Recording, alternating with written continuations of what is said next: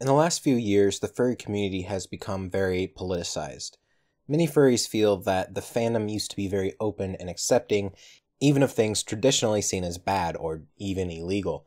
But now there is an air that certain political ideas are unacceptable within the fandom, and one of those unacceptable political ideas is fascism of any kind. It seems that almost every day I see a new screenshot or tweet about furries who are Nazis.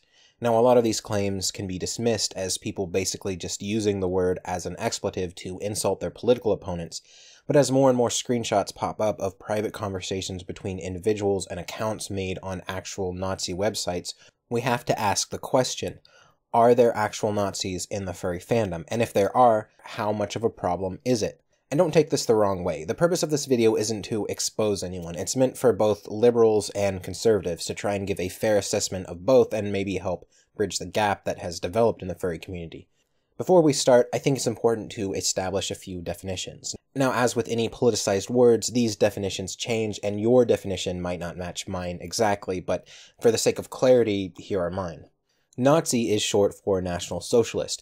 While National Socialism has been used in various ways by different groups, the core principle is the same. It's the idea that certain groups of people are racially, physically, politically, culturally, and intellectually superior and should be regarded as first-class citizens of a nation. Those who do not meet those standards are deemed undesirable and are regarded as second-class citizens, historically either expelled from a nation or killed. National Socialism, or Nazism, also aims to give the government power over every aspect of its citizens' lives. Nazism is inherently racist, xenophobic, and fascist. It's important to note that the National Socialist movement in America is very small, with its largest chapter only containing a few hundred individuals nationwide. The alt-right in America is a group who believe in preserving America's cultural identity. American and Western culture are thought of as America's true identity, and so multiculturalism and immigration are thought of as threats to this identity. The alt-right also sees political correctness and various forms of censorship as an enemy of American culture. While it's true that many of the leaders and supporters of the alt-right are white nationalists, many who identify as being part of the group focus solely on battling political correctness. So while it isn't accurate to call the entire group Nazis, it's understandable that some people might think that, as some of the white nationalist viewpoints overlap with social nationalist ideology. So how does all of this relate to the furry fandom?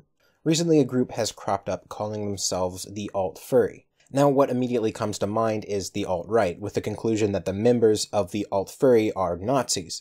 But I don't believe this is the case. Having spoken to the leader of the alt-right, white nationalism doesn't seem to be a wide-held belief within the group. In fact, members of various nationalities exist within the group. The alt-furry primarily seems concerned with battling political correctness and censorship. Now, it's true that there are actual self-identifying Nazis, racists, and white supremacists within the alt-furry. This is because the alt-furry typically allows anyone to join their group. It's a group that believes in absolute free speech. The question is, does allowing racists to be part of your group make you an advocate of racism? Some people would say yes, and we'll talk about that later. Ultimately, I think it's unfair to label the alt-furry as Nazis or fascists. It's a large group with people of various political persuasions. After talking with several self-identifying alt-furries, most seem to be unaware of any tie to the alt-right or even what the alt-right is. I personally don't believe that it's a coincidence that the name alt-right and the name alt-furry popped up at the same time, and that both are groups with right-leaning individuals who oppose political correctness. But even if the alt-furry is a wing of the alt-right, it doesn't seem to be inspired by the white nationalistic side of it. I don't think we have anything to fear from the alt-furry, and in fact, if we did enter a white nationalistic fascist regime, the alt-furries would probably be purged for sexual deviancy or something. Next, I want to talk about Foxler and the furry raiders. For those who don't know, Foxler is a furry who has come under quite a bit of scrutiny lately with accusations that he's a Nazi. This is based on several comments he's made across various forums and the fact that the armband that he wears is very reminiscent of the Nazi armband. Foxler is the leader of the Furry Raiders, a group that claims to stand for helping other furries express themselves and reach their creative potential. I can't speak much about the Furry Raiders. There is a lot of hearsay about their activity, but not a lot of convincing proof of any sort of malicious intent. but after speaking to Foxler extensively, I can talk about him. Foxler is another believer in absolute free speech and considers political correctness and censorship as an enemy. Along with that, he believes in freedom of expression. But despite what he's told others, his armband is from a Furry or furry Nazi group. In my interview with him, he admitted knowledge that the armband is meant to resemble the Nazi armband. Here, in your response, you say, they ask what's a Furry, and you say, just some dead Second Life group. They like to roleplay events from World War II. I only stuck around them for free items. So you were associated with that group. You at least knew about them and you supposedly got free items from them. Well, yeah, that's what was the free items came from. That's what I found out later. Yeah.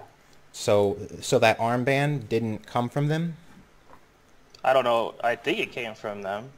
From my assumption, that's what it all came from. Okay, so the armband that you have on now is you're saying that you think it's from the Furry group, that they made it. That's correct. Despite that, he uses it as a symbol of the furry raiders and wears it himself. I don't believe that Foxler is a Nazi. He doesn't share the same sort of fascist, racist views that a Nazi would have. He just wears Nazi paraphernalia. It's certainly a cause for confusion. I can't really blame people for thinking he's a Nazi. Typically, people wear uniforms or clothing with symbols on them that they stand for. Foxler doesn't seem to understand this and insists that since the armband doesn't mean Nazi to him, that there shouldn't be a problem with him wearing it. He often uses the excuse it's just a paw print, even though he very well knows that the armband is meant to resemble the Nazi armband.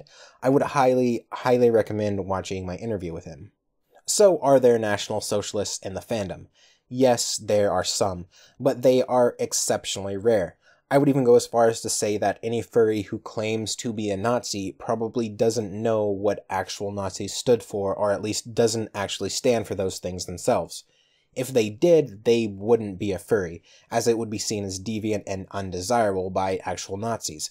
No furry who is open about his involvement in the fandom is going to be allowed in an actual National Socialist chapter, so it doesn't really make sense for a furry to identify as a Nazi for political reasons. Most of the furries you see with art of their persona in a Nazi uniform likely do it for one of two reasons. One is because they like the way the uniform looks. Now, this can be anything from just an appreciation of historical outfits to a sort of sexual fetish, the latter of which, knowing furries, shouldn't surprise you. The second reason could simply be to troll people. They may talk favorably about Nazism or dress in Nazi clothing to cause a reaction and start drama.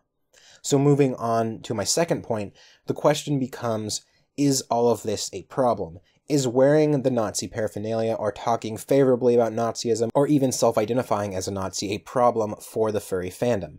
And just to be clear, I'm not talking about people who want to actually start a fascist regime and kill all the undesirables. I think we can unanimously agree that that is a problem. But what I'm talking about are the people who wear Nazi paraphernalia as a fetish, or the 16-year-old kids making Nazi jokes to be edgy and piss off liberals. In my mind, neither of those reasons makes people a Nazi. When we talk about Nazis and how bad they are, we are talking about the ideology, not about how they dress. However, an argument could be made that doing these things advocates Nazism or normalizes it in some way. Basically, even when joking or wearing the clothing is done as a harmless thing, if other people see it, it might encourage them to actually have those ideologies. There is also the idea that we should try and be respectful of other people's feelings, and if a certain symbol or way of dressing bothers them, then maybe we shouldn't do that around them. The reputation of the fandom is also at stake. When outsiders see a furry in a Nazi uniform, they don't know the context. They don't know that's part of a fetish or trolling or just because it looks good. People are reactionary and just believe the fandom is full of Nazis now, so your harmless way of dressing hurts the reputation of every other furry. So, let's try to break down some of these ideas. First of all, let's take a look at freedom of speech and expression. In the US, these freedoms are guaranteed by the Constitution. What they mean is that there will be no legal consequence for wearing a Nazi uniform or making Nazi jokes. You can't be arrested for it, and I believe in this sort of freedom. However, there is another freedom guaranteed by the Constitution, the freedom to assemble. And what this means is that you can make a group and that you can exclude or include whoever you want from that group for whatever reason. Furries on both ends of the political spectrum don't seem to understand this.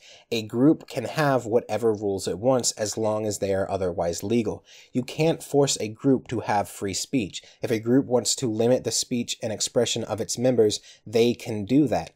And if a member doesn't follow those rules, they can exclude that member from taking part in group activities. In the same way, if a group wants to allow absolute freedom of speech and expression, once again, they are perfectly within their rights to do that. Both sides of the fandom need to realize that when they try to limit the speech and expression of groups on the other side, or force the other side's groups to accept absolute freedom of speech, they are actually both advocating for less personal freedom. There is no difference between the left and right in this matter. But now we need to talk about furries as a group. We spoke about a group being able to have whatever rules it wants, but who is in charge of furries as a group? Who makes the rules for the furry group? The answer is no one. We don't have a leader. We don't have a list of rules that you must follow to be a furry. In this context, furries are not really a group. It's just a handful of different people who have some common interests. Now, there are different groups within the furry fandom. A convention is a group. A fur meet is a group. They have leaders who make rules as to who is or isn't allowed to participate in group activities. So if a furry is acting a certain way or wearing clothing that one of these groups doesn't like, that group is perfectly within its rights to exclude that furry. You do not get to be an advocate of free speech and expression while at the same time trying to force someone to let you in their group. At the same time, you do not get to call yourself an anti-fascist while trying to force someone to exclude another person from their group. If you don't understand this, if you don't see how trying to force someone to do or not do something that they are legally allowed to do is authoritarian, then nothing I say matters. You might as well click off the video. So once again, let me be clear. You cannot force someone to act a certain way. However, you can exclude someone from your group because they act a certain way. If they then stop those actions so that they are allowed to join your group, that's on them. It is a form of censorship, but it is also a necessity of freedom of assembly. But let's move on from all that and back to the main point. How do furries dressing as Nazis affect the fandom? Here's the simple truth. Because furries don't have an overarching group structure, you are allowed to do whatever you want and still call yourself a furry. However, people are emotional and reactionary and still haven't figured out that just because one person does something doesn't mean everyone associated with them does it too. There's nothing we can do about this. It's part of human nature. It doesn't matter what your ideal world is or how you think people should be. They are what they are. So when you put on Nazi paraphernalia, which you are allowed to do, you hurt the reputation of other furries. Your actions negatively affect the rest of the furry community. If you don't care, that's fine. No one can force you to change your mind. However, you should not be surprised when people are upset about it or when they exclude you from their groups or just try to disassociate themselves from you.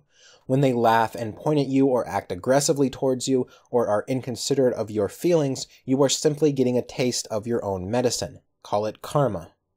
Now, moving on, when it comes to people being fearful of a Nazi regime rising again, I'd say to try and put your emotions aside and think about the logistics of that. Furries have basically no power. No one takes us seriously outside of the fandom. We have nothing to fear from Nazi furries. They are a joke within a joke for most of the world. And as I said earlier, there probably aren't that many actual National Socialists within the fandom. Most who dress or speak about it are fetishists or 16-year-olds trying to be edgy. And that leads me to a concern of mine, the whole "it's okay to punch Nazis" mentality. It's not okay to punch Nazis. First of all, it's illegal, and if you were to punch a Nazi fur at a convention, you'd likely be banned from the convention and might even be charged with assault. It's not worth it. Second, doing so only proves to the rest of the world that your political stance is villainous. You're basically saying, those who don't agree with my political stance will be punished. It hurts your cause. The other problem is that even if you truly believe that Nazis should be assaulted, and you are doing this because of some sacred moral high ground, who is to say who is a Nazi? Like I said, I believe that most of the people who are parading around as Nazi furs or wearing Nazi paraphernalia aren't actually Nazis. They don't hold those views. The same goes for members of the alt-furry. Many don't seem to be aware that the alt-furry may have spawned out of the alt-right, which honestly I'm not completely sure it's even true in the first place. And even if it was, not all of the alt-right are white nationalists, and white nationalists aren't exactly Nazis to begin with. There are multiple degrees of separation. Furthermore, it hurts the community. We can take the cancellation of the Rocky Mountain FurCon as an example of that. People bickering and threatening each other with violence over Twitter led to the convention being shut down. How can you come away from that and not see the obvious problems with calling for violence against other furs? And because it will also come up at some point, I want to mention the code of conduct changes to Fur Affinity. Basically, they've said that they don't want any symbols of hate groups or anyone who advocates them on FA, and that people who use them might be banned without warning. They specifically list Nazis as one of those banned groups. The main problem with this is that who is to say what promotes a hate group and what is simply an artist being expressive? We can see plenty of art with Nazis in it that is completely about a sexual fetish and not at all about killing Jews or whatever. So is that still bad? I think that art is sacrosanct and people should be allowed to draw whatever they want. I'm also concerned about how Fur Affinity will react to the amount of Antifa and punching Nazis art. If they are going to ban art depicting characters from hate groups, is Antifa a hate group? They're on the verge of being labeled as domestic terrorists in the US, and a lot of this art is very violent towards people of a different political group. It also seems to inspire people to cheer for violence. All of this violates multiple parts of the new code of conduct. I guess I just ask that FA at least be consistent, but this is the problem you have when you start banning art. While I said art is sacrosanct, the question then becomes, what counts as art? Are Nazi or Antifa propaganda posters art? Is someone drawing a swastika in crayon considered art? I can't really say. But, as I said before, it's Fur Affinity's right to run their site however they want. If you don't like it, then just don't use the site. Now, to the members of the Furry Raiders and alt-furries who are afraid that they will be attacked at a convention, I wouldn't be that concerned. As far as I know, it's never actually happened at a furry convention. Most of the punching Nazis talk that happens online are empty threats. Just as many of the people spouting Nazi rhetoric are 16-year-olds trying to be edgy, many of the people that talk about wanting to punch Nazis are 16-year-olds trying to be edgy. I don't want to get too preachy here, but I do have a message for everyone. When you throw around the word Nazi or communist and accuse everyone of it, you are hurting your cause. You water down the words. The more you say it, the more you make actual Nazis or communists seem like less of an issue, because now those words basically mean anyone who disagrees with you. If you are vitriolic all the time and hyper-paranoid about everyone being a fascist, you seem like an insane person. This is especially potentially harmful for younger furries within the fandom. They've been told that anyone who calls them a Nazi is just a social justice warrior, or anyone who calls them an SJW is just a Nazi, and should be ignored. Therefore, even when people try to warn them that they are getting involved with legitimate hate groups, they just dismiss those warnings. And because of their lack of experience and knowledge about the subject, actual Nazis, fascists, communists, white supremacists, or any other sort of ists have a pretty easy time converting them to those ideologies. Young furries are exceptionally easy targets for this because, for the most part, being a furry is an attempt at trying to be part of something, and young people are already searching for something to be a part of. And I know in the past I've been a little vitriolic and thrown around the phrase SJW. I actually regret that. I wish I had been a little more understanding of both sides of the argument in those earlier videos. A few more quick things before I go. I think that both sides need to be aware that not everyone from the other side is the same. What I mean is that just because someone doesn't believe in your right to wear Nazi paraphernalia doesn't mean that they are a completely insane person screaming in other people's faces about white privilege or whatever. And just because someone is a nationalist and doesn't like mass immigration doesn't mean they want to kill all non-whites. Very few people are actually extremists. In fact, many of the people you consider your enemies are probably closer to your political leaning than you think. Now, on to block lists on Twitter. We have all these alt-furry or alt-right furry or Nazi block lists popping up. I think it's kind of silly to just block hundreds of people because their names are on a list. I mean, who made the list? Who all is on the list? Where and how did they get all these names? How do you know their information is accurate? What if they made mistakes and some of the people you are blocking are people that you would have gotten along with? Why not just block people who annoy you on a user-to-user basis? Or better yet, just don't follow them. You don't see their tweets unless you follow them or follow someone who retweets them. I mean, you're perfectly within your right to block hundreds of people without question because someone you don't know told you to, but I just think it's kind of pointless and silly. Well, this video has gone on long enough. I want to encourage everyone to do their own research on these things and actually talk to your political opponents. Once again, I recommend watching my interview with Foxler. And finally, while I see no problem with the alt-furry, I want to encourage people who identify as alt-right to do some research into the origins of the alt-right and the prominent members of the movement. You really should be aware of those things before you join a group. If your objective is to battle PC culture, you don't need to be a member of the alt-right to do that. I would encourage you to make your own group, one that's free of the association with white nationalism. You know, to be honest, I'm kind of sick of all this furry political drama. These last few weeks have been very eye-opening. I've been exposed to people far more awful than I ever expected to find in the furry fandom. And I'm talking about both sides here. People screaming at me for being an SJW because I dared to say something slightly liberal, or people calling me a Nazi because I said something kind of right-wing. It's made me consider distancing myself from the furry community. But anyway, let's hear from some of my patrons. Riddle of Lightning says, with the infiltration of politics into the furry fandom, I believe that we as a fandom are starting to lose scope on what is truly important anymore. With the whole us versus them and the division in the fandom, which has little or no actual bearing on the fandom itself, is pointless. So I say this line with conviction and hopes for a brighter furry future. Swiggity swooty, I'm coming for that booty. Well, I have to agree with you there. We should get back to our roots as a fandom and what is really important. Furry porn. Kunix says, the less you use a word in its correct context, the harder it is to retain its meaning. There are tons of examples in the English language. Alt-left, alt-right, fascist, socialist, Nazi, SJW. None of them really have meaning anymore. They are all just synonymous with don't listen to that person or I don't like them, and that's the real problem. Especially when you take into account at least one of those labels has an attack on sight declaration associated with it.